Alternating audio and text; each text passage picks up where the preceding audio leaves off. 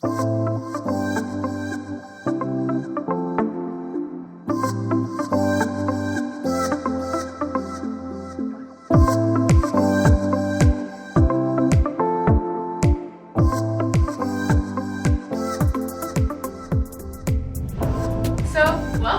to my tech talk.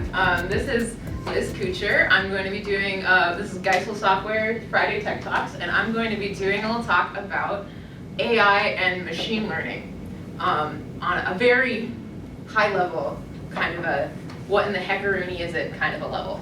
So basically, the question of people often talk about AI and machine learning as if they're the same thing, but they're actually very different. Well, AI is just a general term that we use to describe any time a computer is doing something that we would expect a human to be able to do. So some things that we would call AI are really just algorithms. Like you could have if you wanted to have in a video game, for example, the computer be controlling a player and just have the player walk in random directions and shoot a gun. That's technically AI, but it's not doing anything particularly complex. It's just a computer doing something that looks like human intelligence. And under that subset of things, we have this whole field called machine learning, where these kinds of, you use certain equations that instead of you as a developer writing an algorithm to tell your computer program what to do, you're instead feeding it in a whole bunch of data and allowing it to run its own algorithms, and then from that data compute what it thinks it should do. So a lot of problems that are solved by machine learning can be solved by me sitting down and writing an algorithm and telling the computer program what it should do. But to use machine learning, you would feed in large amounts of data into that algorithm, and then the computer itself would calculate what its own answer should be. And then it can go back and continue learning from continued application of data. So there are many different types of machine learning. One of these examples I've drawn up on this board. This is called a genetic algorithm. So what you can see up top is this is a very, very simple piece of code that I as the developer have written, where say we have a bunch of different robots that are all standing on a platform, and each robot, you want to see which robot can move around the most without falling off the platform. That's your goal, and you want to train it to do that. And so what I've done here is just written some really simple code where while the robot is near the edge, it's going to perform some unknown action called A at some kind of velocity of B. And then if it's not near an edge, if it doesn't see an edge, it's going to perform some action C at some velocity of D. And then as long as it doesn't fall off the edge and die, it will continually update its own score.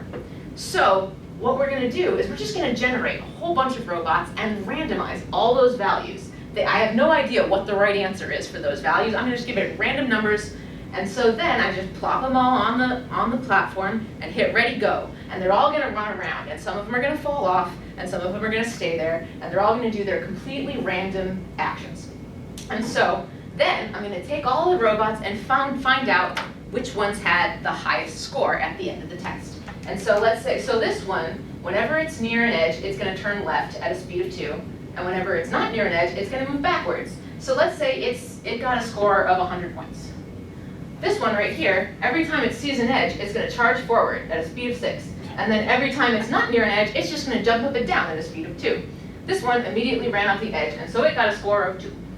This one right here, whenever it finds an edge, it's going to crash. But when it's not at an edge, it's going to go forward at a speed of 7. So that one did better. It got maybe like 50 as it drove over to an edge and then just stopped and sat there. So they all do different things. And so then at the end, when you run a test, you're going to gather together all of your robots and put them in order of, I'm calling them robots, they're actually called agents. An artificial intelligence agent, that's a one unit of AI. All these different agents, you put them in an ordered list, you take the top half of them, and you do what's known as you breed them with each other. So we're going to create this new one for the next round.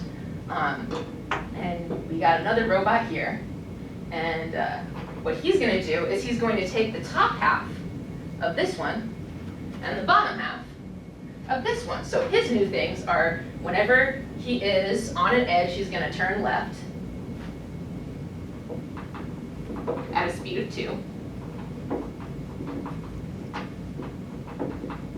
And then whenever he is near an edge, he's going to whenever he's not near an edge, whenever he's in an open area, he's going to move forward at a speed of 7. And so normally you do these with like hundreds of different agents, and so you'd end up with like half of them being generated by merging in the best ones together, and then some percentage of just more randomly generated agents. And then you continue every round. You take the best ones and you mix them together, and you run it over again until eventually you settle on values that are the optimal values. And then you'll notice that almost all of them are going to be running forward in open spaces and turning when they reach an edge. You'll see that this isn't a very complex system of machine learning. I could have just written that myself. Like I could just write the algorithm of when you're near the edge, turn left, and then when I as a developer can tune that. So this is not a kind of thing that you do all the time, but it's a general concept that you use to try and teach a computer how to do stuff. So then we're going to move on to the next most coolest type of machine learning, which is the neural network. Basically, neural networks are systems of machine learning that are kind of designed to resemble the way the human brain actually works. In your mind, you've got things called neurons, and there's a soma in the middle of the neuron, and it's got all these little dendrites coming off the edge. And then at the end, there's an axon, which is a big long tail that then connects to the next neuron over here. And generally, in your brain, your dendrites send hormonal signals into that soma, and when a certain amount of something builds up within the soma, it then sends out a signal along the axon. And that's how you have mental connections to things.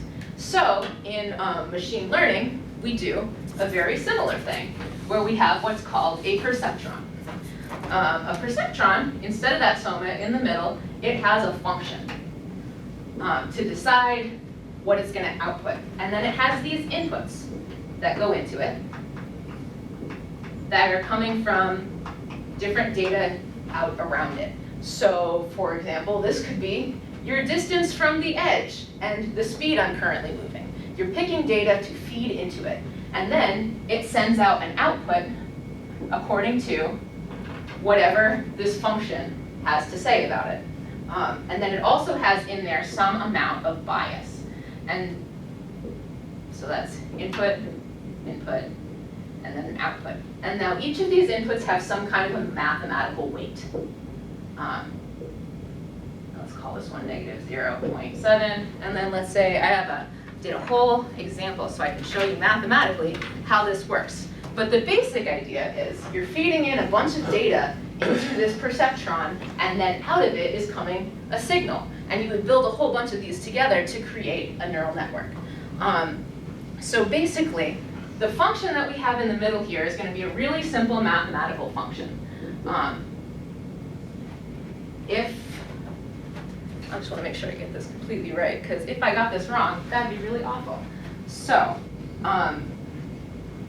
if the input, the incoming data,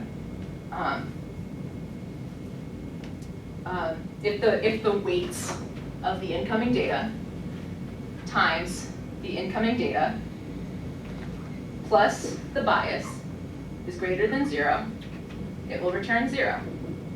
Sorry, it will return 1. It'll return 1. Otherwise, it'll return 0. So it's going to get data put into it, and then it's going to send whatever the function in here tells it out to the next one. So for our training data, a lot of you might be familiar with the concept of an OR function.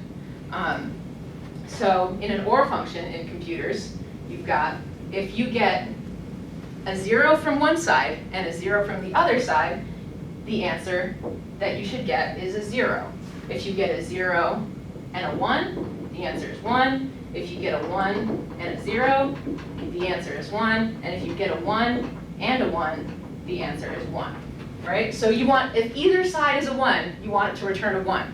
But if both sides are 0, then you return a 0.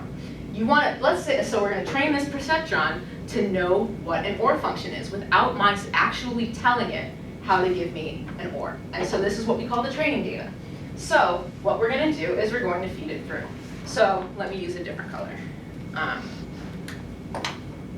So the first time that we go through, we're putting in our training data. We've got a 0 here, and we got a 0 here. Those are our two inputs.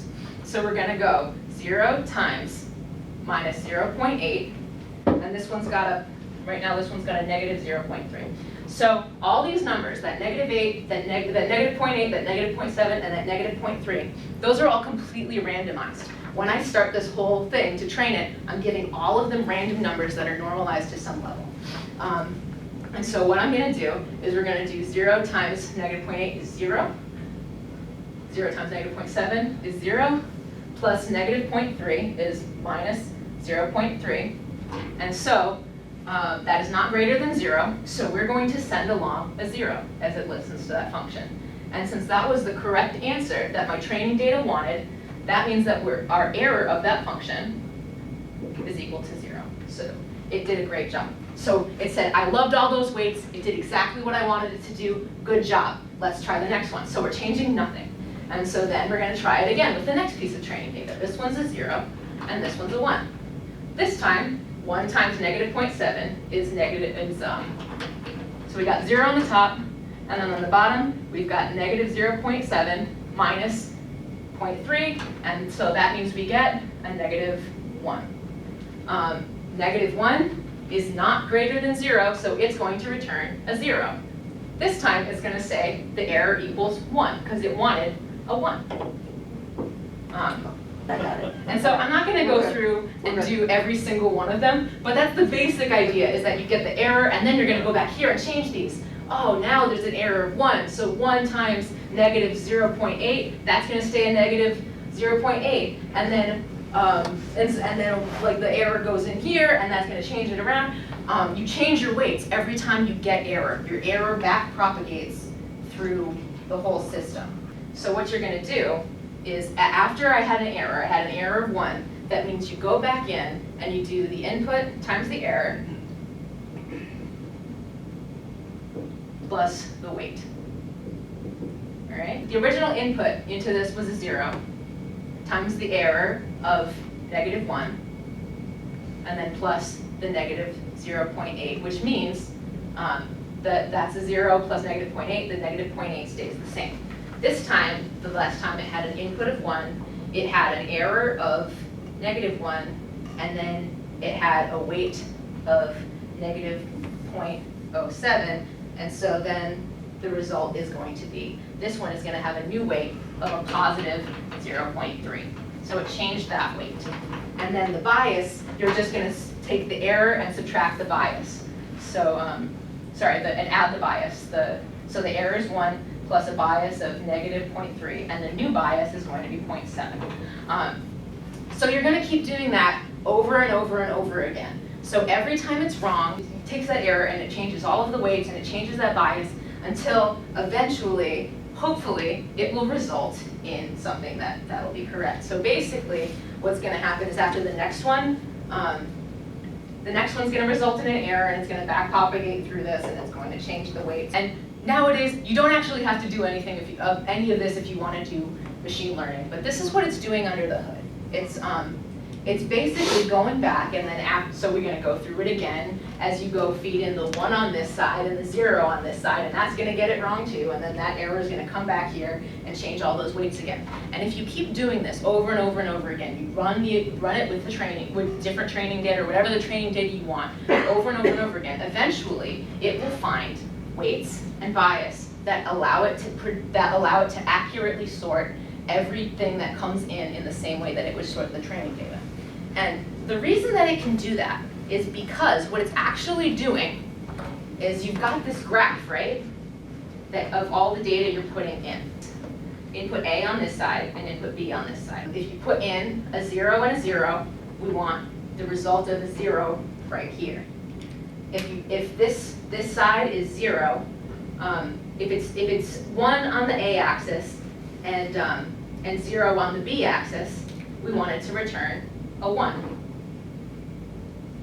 If it's 0 on the A axis and 1 on the B axis, we want it to return a 1. If it's 1 on both, we want it to return a 1. So if we were to graph that point, what this is doing is it's trying to figure out a line that it can draw to always put the ones that you want to be a 0 and the ones that you want to be a 1 on opposite sides of that line. It's just trying to use these as, like, you put them in your little quadratic equation. It's not a quadratic, but it's an equation. You're finding the variables to put in the equation so that you can draw this line. And as it trains over and over, it might find a line that looks like that or a line that looks like that. But there's so many different ways, and sometimes it'll mess up and it'll draw a line like that, and then it'll tell it it's wrong. It's like, no, gotta change those numbers. But that's all it's doing, is it's just moving some numbers around so that it can graph it. It's just taking in points and finding out a graph to fit that math. And that's one perceptron. So this is something that you would use to describe a really, really simple training set. You've got all of these zeros, you've got the ones, and you want to separate the zeros from the ones. There are some that you can't, like sometimes though the data will get way more complicated. Like sometimes what you'll have is like you're trying to decide, like, is this a picture of a face or is this a picture of a donkey or something like that. And so as it gets more complicated, you might have a situation where you have some points that look like that and some points that look like that. And you're telling the computer, draw a line that separates those 2 points. It's impossible. Like there's not one single line you can draw that'll like separate those from each other. You have to draw multiple lines. So in order to have a machine learning system that can understand more complex concepts, you need to be able to tie these perceptrons into each other. And that's what we call a neural network. So in your typical neural network, you've got, these are 2 of your inputs. In between, there's a hidden layer of some number of hidden layers of more perceptrons, and then at the end, you have some number of outputs. There can be multiple outputs, there can be a few.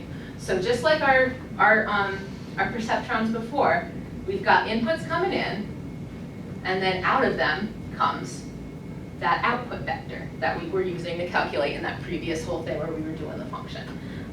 And so each of those connect to all of them.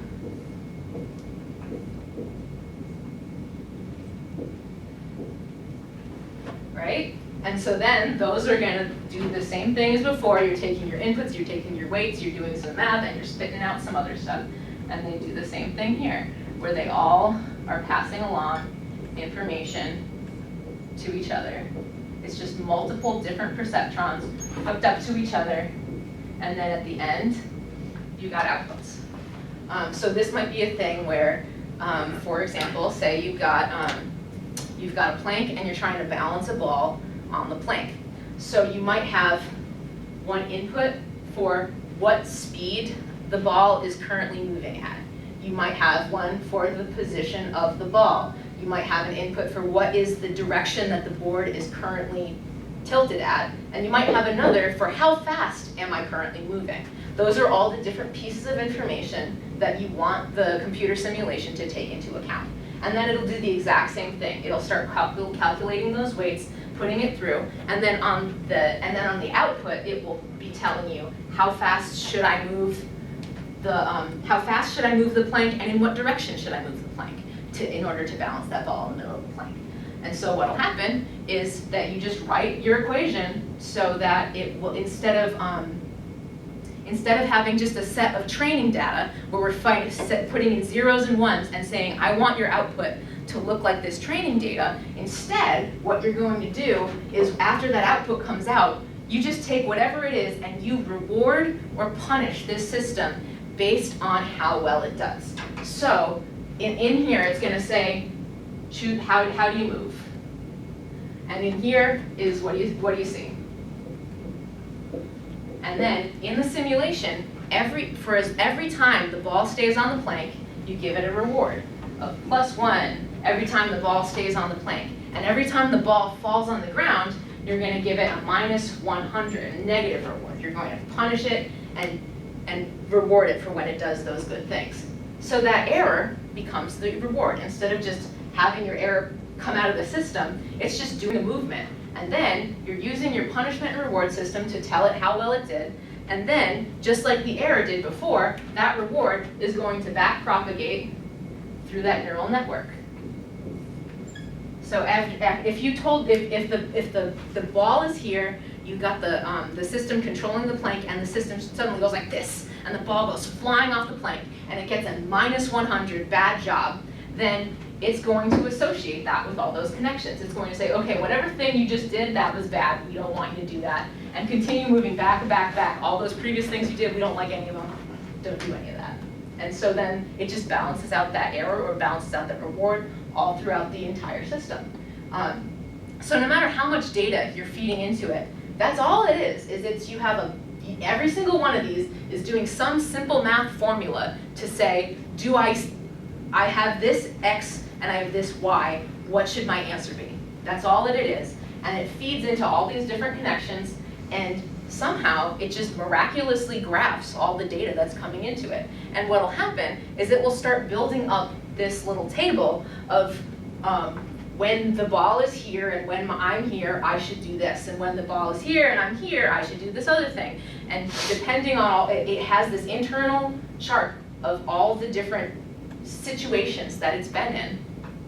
And then from there, it has a little table of this is the reward I got here, this is the reward I got here, so this is the better answer. And then it can get more and more complicated there.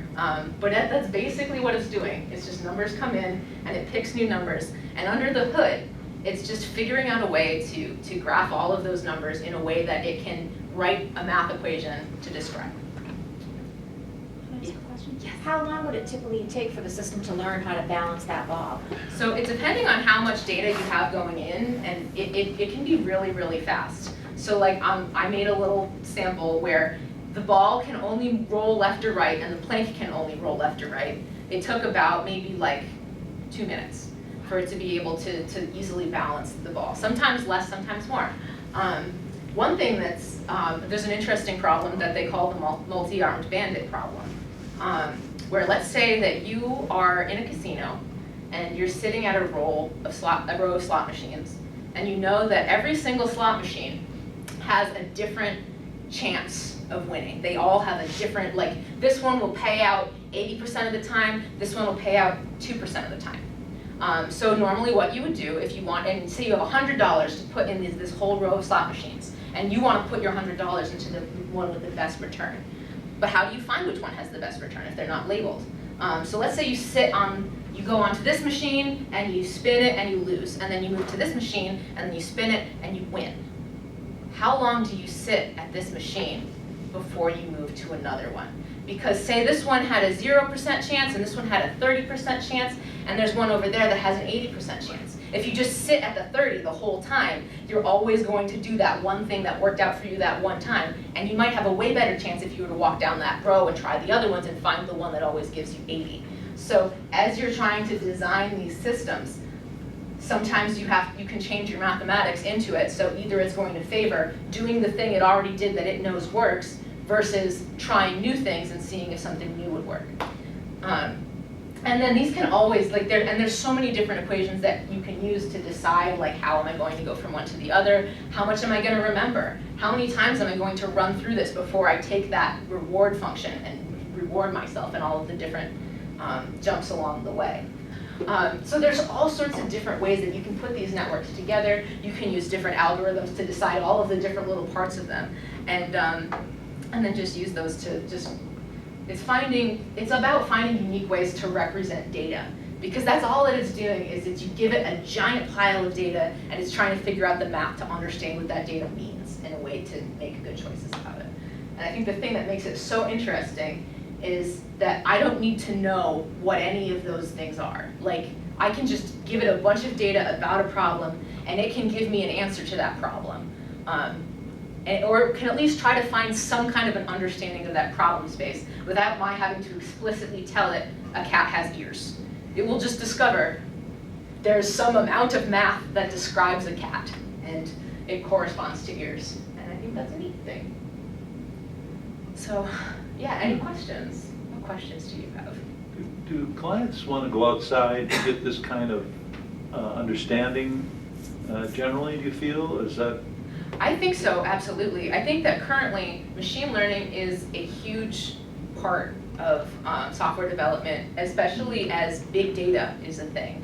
So machine learning goes right in tangent with big data. You have a lot of companies that have a lot of sensors that are training them on, we have all this data from our clients. How do we use that data? And especially if you have a client who does an excellent job at creating a widget and they have all this data about their widget, how are we going to use this data to make my widget better? That's absolutely something that they bring someone in. What are some examples of this with clients, the kinds of clients we work with?